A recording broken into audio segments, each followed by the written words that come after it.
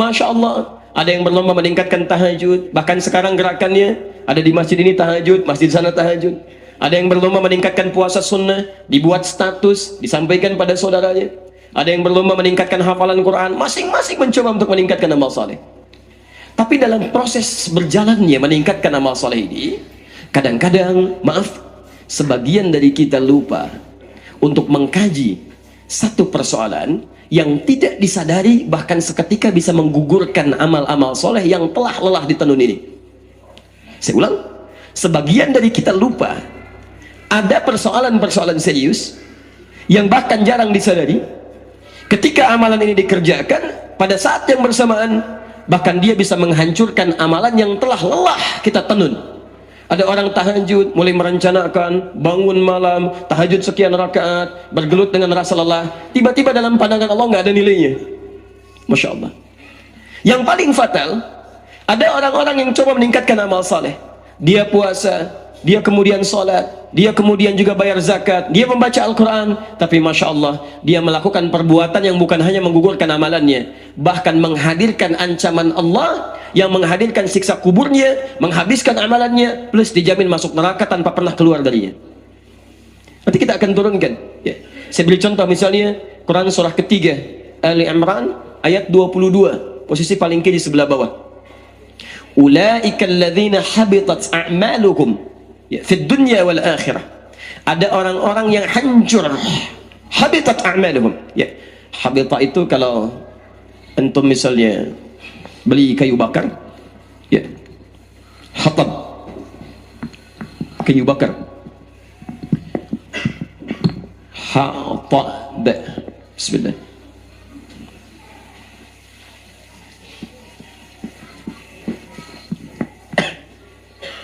Nah, ini kayu bakar. Maaf, kalau kayu bakar itu mudah tersulut tidak? Mudah, makanya disebut kayu bakar ya. Baik, kalau tidak mudah tersulut mungkin kayu apa gitu kan, istilahnya bukan kayu bakar ya, kayu kuat gitu kan. Baik, kayu bakar mudah tersulut. Tersulut apa? Jelas api, karena dibakar ya. Pakai apa lagi kalau bukan pakai api gitu kan.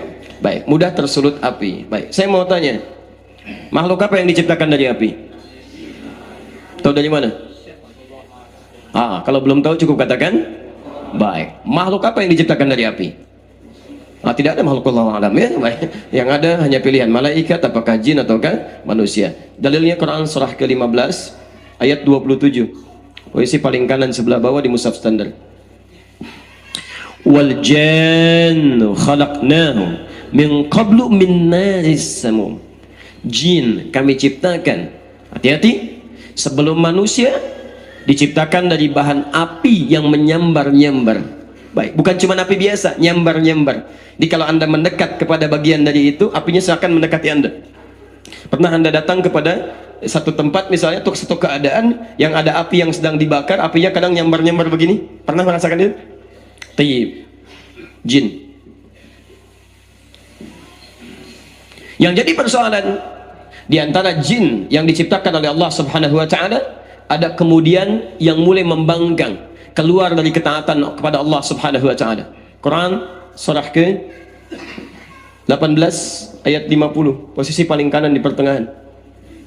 Wa idh qulna lil malaikati isjudu li adama fasajadu illa iblis. Ketika kami firmankan kepada para malaikat dan jin yang hadir pada saat itu untuk hormat kepada Adam, semuanya sujud hormat kecuali iblis. Baik.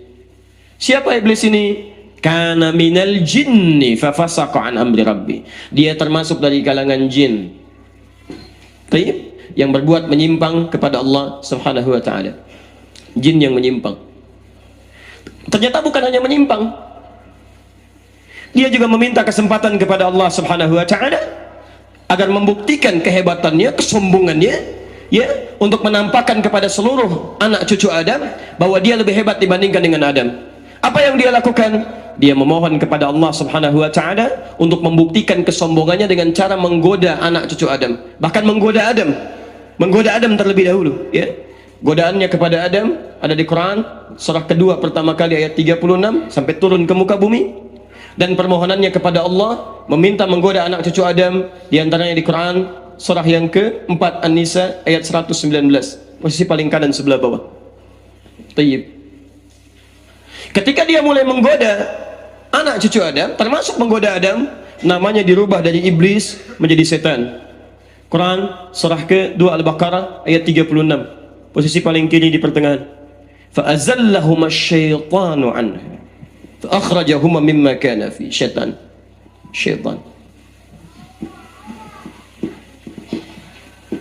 bentuknya disebutkan 70 kali dalam Al-Quran, bentuk jamaknya 18 kali dalam Al-Quran. Syayatin jumlahnya 88 kali disebutkan di Quran. Fokus, lihat kalimatnya. Allah menyampaikan di Quran surah ketiga Ali Imran ayat ke-22, posisi paling kiri sebelah bawah. Ada orang-orang dan bentuknya jamak, ulaika, mereka. Kalau mereka satu atau dua? Banyak. Artinya tidak sedikit di antara manusia, dan bukan manusia biasa. Ya, karena kalau habis amalnya itu menunjukkan dia pernah beramal sebelumnya. Ya, kalau tidak pernah beramal nggak akan disebutkan oleh Quran, langsung seketika habis saja. Artinya kalangan yang disebut dengan ulaika ini adalah bukan manusia biasa, tapi orang yang telah menyatakan beriman kepada Allah Subhanahu wa taala. Ada orang-orang yang telah menyatakan dirinya beriman kepada Allah, statusnya muslim, tapi disebut dengan habitat a'maluhum. Habitat, ha ba ta.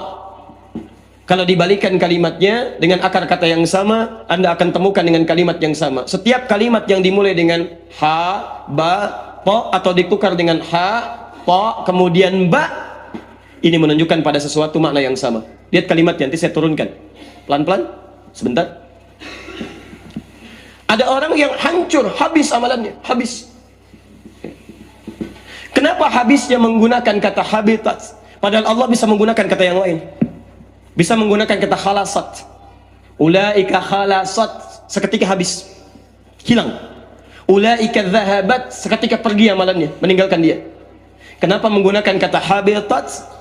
Karena kata ha, ba, ta dalam bahasa Arab menunjukkan sebuah makna, sesuatu yang hilang pelan-pelan, tidak dirasakan, ujung-ujungnya hilang jadi debu begitu saja. Seperti persis akar katanya dikembalikan ke sini kalau ditukar. Kalau dalam bahasa ilmu sharaf ada namanya qalbul makani, ya, pertukaran tempat. Jadi ha ba dengan ta, ta-nya dimajukan jadi ha ta ba. Setiap kalimat ditukar punya sifat yang sama. Silakan antum lihat. Kalau kayu bakar itu habisnya seketika langsung atau pelan-pelan? Pasti pelan-pelan. Jadi ada amalan-amalan yang kita kerjakan, nggak sadar pelan-pelan amalan itu menggerus amalan-amalan kebaikan kita. Habis sampai tidak terasa, jadilah debu, seperti halnya kayu bakar menjadi debu ketika dibakar. Siapa yang mengarahkan ke sini? Syaitan. Karena cuman setan yang asalnya dari iblis, iblis asalnya dari jin, jin asalnya dari api. Seperti api menghabiskan kayu bakar ini, maka seperti itu pula amalan kita dihabiskan, diajak oleh setan tanpa kita sadari. Karena itulah penting kita belajar. Dalam saat yang bersamaan kita meningkatkan amal saleh supaya termotivasi amal kita menjadi baik, tapi saat yang bersamaan Anda mesti belajar amalan-amalan buruk, perbuatan-perbuatan yang tidak baik yang harus kita waspadai karena bisa menggugurkan amalan-amalan kebaikan yang telah lelah kita kenal. Jelas sampai sini? Bahkan maaf, bukan cuma habis, dijamin masuk neraka dan tidak ditolong sampai ujungnya. Wa ma lahum min nasirin. Silahkan cek ayatnya. Wa ma lahum min nasirin. Dan gak akan pernah ditolong sampai dengan hari kiamat kalau dia tidak bertobat kepada Allah Subhanahu wa taala. Bahkan tahukah Anda kawan-kawan? Maaf, di antara mereka bahkan ada yang dimasukkan ke dalam neraka Jahannam lebih duluan dibandingkan orang kafir. Masya Allah. Lebih duluan dibanding orang kafir. Ya, dan namanya pun khusus oleh Allah. Ya, diberikan nama bahkan sebelum dia meninggal kalau dia tidak mau bertobat. Ya, disebut dengan kalimat munafik. Munafik. Tayyib. Jamaknya munafikun atau munafikin. Quran surah keempat An-Nisa ayat 140, posisi paling kiri sebelah bawah. Wa qad nazzala 'alaikum fil kitabi, telah tetap ketentuan di dalam Al-Qur'an, an idza sami'tum ayatillahi yukfaru biha. Kalau Anda mendengar ada orang bicara tentang ayat-ayat Allah tapi mengingkarinya, wa yustahza'u biha, atau minimal mengolok-olok. Ya, sudah ada firman Allah jelas, sudah ada kalimat-kalimat Rasul jelas, tiba-tiba ada yang mengingkari, ada yang mengolok-olok, ada yang mencela, Masya Allah, ada yang menganggap itu hal yang biasa, ada yang macam-macam luar biasa. Apa yang terjadi? Kata Quran, selama dia masih punya peluang, fala taq'udu ma'ahum, sadarkan dia dengan cara isolasi dia. Ya, jangan respon dia, jangan baca bukunya, jangan lihat tayangannya, tinggalkan oleh orang-orang beriman supaya dia sadar bahwa dengan itu perbuatan dia keliru. Hatta yakhudhu fi haditsin ghairi, sampai dia sadar kembali kepada ketentuan yang benar. Ini Masya Allah, saking sayangnya Allah kepada golongan orang-orang ini. Dan kita pun dilarang untuk mencela dulu. Dilarang, ajak dia kepada kebaikan, tunjukkan. Caranya apa? Karena ada golongan-golongan yang sudah nggak bisa dinasehati, Pak. Susah. Ada orang-orang tertentu yang saat antum nasihati malah balik marah-marah. Ya, karena banyak yang tertutup dalam dirinya. Ya, maaf Quran surah kedua Al-Baqarah ayat 6 sampai 7. Posisi paling kanan sebelah atas. Innal ladzina kafaru sawa'un 'alaihim a anzartahum am lam tunzirhum la. Masya Allah. Kafir itu bukan, diantara maknanya bukan hanya orang kafir, ya, yang non muslim, bukan. Tapi juga menunjuk kepada orang-orang yang mengaku muslim tapi perbuatannya banyak menyimpang seperti orang kafir. Dia muslim tapi nggak mau sholat. Dia muslim tapi menolak Al-Quran misalnya. Ya, maksudnya tidak mengambil keseluruhan dari nilai-nilai Al-Quran. Dia muslim tapi misalnya, mohon maaf, mengecilkan nilai-nilai Islam. Macam-macam bentuk ya. Masya Allah. Wah, ini ketika muncul hal-hal yang dia senangi, dia ambil. Tapi ketika ada dalam tuntunan Islam misalnya, yang baik-baik tidak sesuai dengan harapan dia tinggalkan. Bahkan tidak sedikit mencela. Bahkan celaannya pun bukan sekedar ke Islam, ke orang-orang yang terkait di dalamnya. Oh, apa itu hubungan Islam dengan Arab? Sudah, tinggalkan Arabnya, ambil Islamnya. Oh, Arab begini. Begitu datang Raja Arabnya, tiba-tiba ceklik. Masya Allah, kemarin kemana gitu kan? Iya, macam-macam. Oh, jangan bayangkan yang lainnya. Saya cuma kasih contoh aja. Ya, kasih contoh. Kadang-kadang suka tidak konsisten itu ya dengan apa yang kita sampaikan. Ini teman-teman sekalian, kenapa? Karena khatamallahu ala qulubihim wa ala sam'ihim wa ala absarihim ghisyawah. Jadi ada orang yang telinganya karena kebanyakan berbuat yang salah, sering dengar yang keliru, jadi mendengar yang baik sudah nggak peka lagi. Ya, Quran surah ke-6 ayat 25, wa fi adhanihim waqra, di telinganya ada sumbatan. Jadi kalau telinga antum sering dipakai mendengar yang tidak baik, nanti kepada yang baik gak bisa dengar lagi, susah. Ya. Sama. Hati-hati. Wa ala absarihim ghisyawah, pandangannya ada terhalang karena sering melihat maksiat, makanya melihat yang baik-baik gak bisa.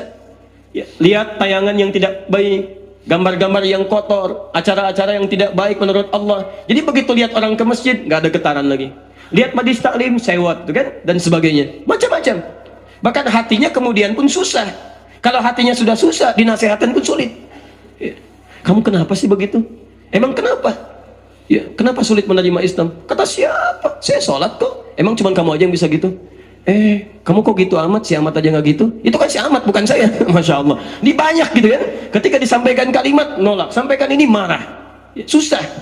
Nah, yang seperti ini, Anda nggak usah ingatkan lagi, capek. Seringkali saya dengar ada orang berdebat begini, berdebat begitu. Yang punya masalah orang lain, yang ribut satu keluarga. Kan tidak lucu di sini. Yang punya masalah orang lain, kenapa Anda yang jadi rame? Itu kan sampai terpecah begini, terpecah begitu, itu ujian dalam kehidupan. Nah, diantaranya kalau menemukan muslim yang seperti ini, sulit dinasehati, maka doakan dia. Doakan pada yang baik. Tapi kalau dia tidak mau berubah bahkan dengan doa, perhatikan kalimatnya. Maaf ya. Pertama, innakum idzam mithluhum. Jangan ikuti mereka. Karena sepanjang Anda ikuti orang-orang seperti ini, maaf, yang sering menjelek-jelekan Islam, memojokkan Islam, merasa paling benar, sepanjang Anda ikuti lama-lama bisa seperti mereka. Lihat ancamannya. Innallaha jami'al munafiqina wal kafirina fi jahannam jami'an. Innallaha jami'al munafiqin. Pertama, Allah menyebut mereka dengan nama khusus sebelum mereka dimasukkan ke neraka kalau tidak bertobat. Kata Allah, lihat kalimatnya. Innallaha jami'al munafiqin. Allah pasti akan himpun orang-orang munafik semacam ini. Dan kalimatnya jamak, artinya bukan cuma satu. Wal kafirin, dan orang-orang kafir fi jahannam jami'a, di neraka jahannam. Teman-teman sekalian, saya tadi malam menerangkan kaidah at-taqdim wa ta'khir. Ada yang diawalkan, ada yang diakhirkan. Sesuatu yang diawalkan menunjukkan prioritas utama, yang diakhirkan menunjukkan gambaran selanjutnya. Artinya nanti saat di akhirat ada orang yang dimasukkan ke neraka jahannam, ternyata bukan orang kafir duluan, orang munafik duluan. Kalau orang kafir jelas, gak ada amalnya, gak ada macam-macamnya, neraka wajar. Ini orang mengaku beriman, mengaku muslim, mengaku beriman kepada Allah, Tapi kalimat yang bersamaan, sikap yang bersamaan, Masya Allah, dia mencela Allah, dia mencela Rasul, dia mencela agamanya, dia merendahkan dirinya di hadapan Allah Subhanahu wa Ta'ala, bahkan mencela saudaranya sama Muslim. Kamu, kalau orang lain tidak beriman, berbuat salah, ya neraka, wajar. Kamu mengaku beriman masih begitu juga, kamu yang duluan masuk neraka. Dan jahanam, kalau sudah neraka jahanam nggak bisa keluar, nggak bisa keluar. Ya, ternyata orang-orang ini masih sholat. Quran surah ketiga, ya, Ali Imran misalnya, atau bahkan paling jelas An-Nisa, Quran surah keempat, ayat 142. Ya, masih sholat dia, masih sholat. Ya, maaf, innal munafiqina yukhadi'una Allah wa huwa khadi'uhum wa idza qamu ila sholati qamu kusala. Orang ini sholat. Abdullah bin Ubay bin Salul, bahkan kalau Nabi sholat, dia saf paling depan, di belakang Nabi persis. Ini Rasulullah SAW di belakangnya Abdullah bin Ubay bin Salul. Tapi Masya Allah, setelah selesai sholat, keluar Nabi, keluar umat Islam, tiba-tiba keluar kalimat provokasinya. Muhammad cuma cari perhatian saja, ingin mecah belah kita yang tadinya sudah punya suku. Terus keluar kalimat, tidak sadar bahwa kalimatnya menggugurkan amalan-amalan yang barusan dia kerjakan. Ketika masjid sudah mulai ramai, ya Rasulullah, kita bangun masjid yang lain saja, supaya terpecah konsentrasi ini dan masing-masing bisa ibadah dengan baik. Disetujui oleh Nabi. Begitu dibangun masjidnya, Muhammad punya markas, kita pun punya markas di sini. Tidak sadar apa yang dia lakukan menggugurkan amalan-amalan dan menghadirkan dosa. Akhirnya apa? Bahkan Allah Subhanahu wa Ta'ala menurunkan ayat khusus seperti orang-orang ini.